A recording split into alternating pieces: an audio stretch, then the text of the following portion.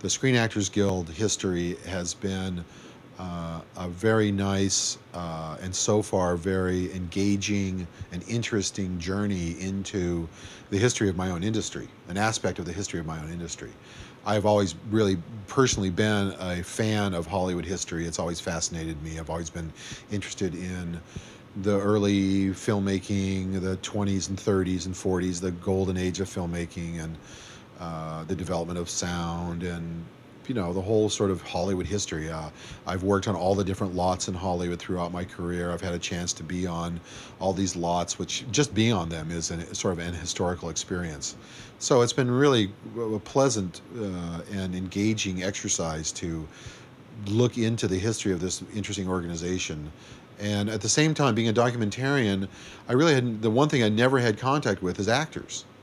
I worked in post-production, I've worked in production, I've worked in, pretty much every aspect of filmmaking except dramatic filmmaking, except fictional filmmaking. And so that's the one thing I had very little exposure to, was the actor.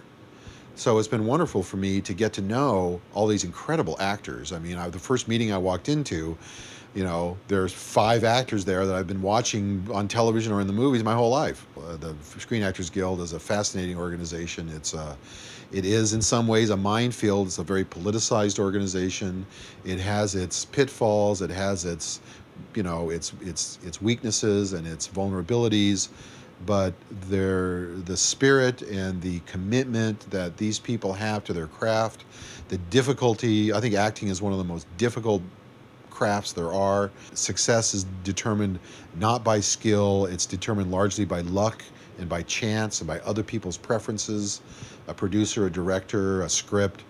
There are 100 actors for any given part, and you could be you could lose a part because you're a little too short, you're a little too fat, you're a little too old, you're a little too young, you're too blonde, you're too brown, you're too this, there are a million reasons you might not get a part.